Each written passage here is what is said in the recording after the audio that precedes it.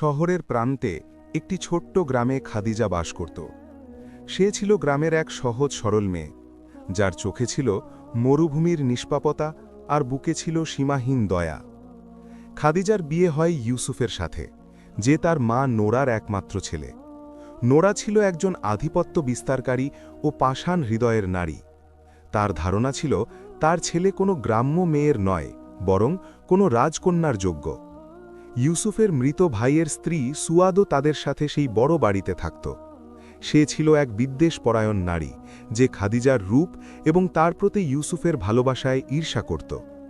প্রথম দিন থেকেই নোরা এবং সুয়াদ ষড়যন্ত্রের জাল বুনতে শুরু করে। তারা ভোর থেকে শুরু করে মধ্যরাত পর্যন্ত বাড়ির সমস্ত কাজ খাদিজার কাঁধে চাপিয়ে দিত। খাদিজা নীরবে কাজ করত, আল্লাহর ফায়সালায় সন্তুষ্ট থেকে। সে কোনো অভিযোগ ছাড়াই কাপড় ধোয়া, রান্না করা এবং পরিষ্কার পরিচ্ছন্নতার কাজ করত। কিন্তু যখনই সে তার শাশুড়ির চোখে ঘৃণার দৃষ্টি দেখত, তার হৃদয় পুড়ে যেত। ইউসুফ দূরের এক শহরে কাজ করত। সে প্রতিদিন গভীর রাতে বাড়ি ফিরত এবং তার প্রিয় স্ত্রী যে কি কষ্ট সহ্য করছে সে সম্পর্কে কিছুই জানত না। একদিন যখন খাদিজা খাবার তৈরি করছিল, তখন সে পাশের ঘরে নোরা এবং সুয়াদকে নিচু স্বরে ফিসফিস করে কথা বলতে শুনল।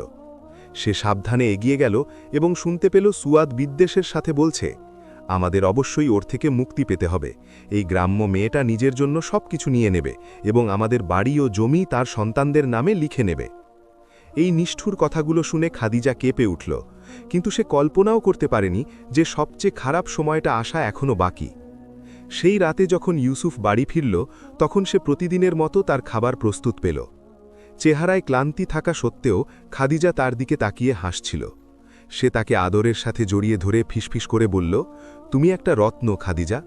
কাউকে তোমাকে কষ্ট দিতে দিও না, কারণ এই বাড়িটি তোমার এবং তুমি এর কর্ত্রী।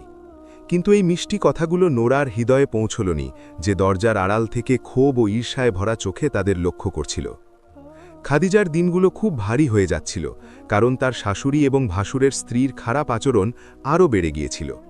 এমনকি মাঝে মাঝে তারা তাকে এই বলে খাবার দেওয়াও বন্ধ করে দিত যে সে তাদের বাড়ির খাবার খাবার যোগ্য নয়।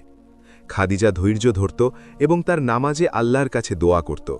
কিন্তু তার শরীর দুর্বল হতে লাগল এবং তার চোখের দীপ্তি হারিয়ে গেল।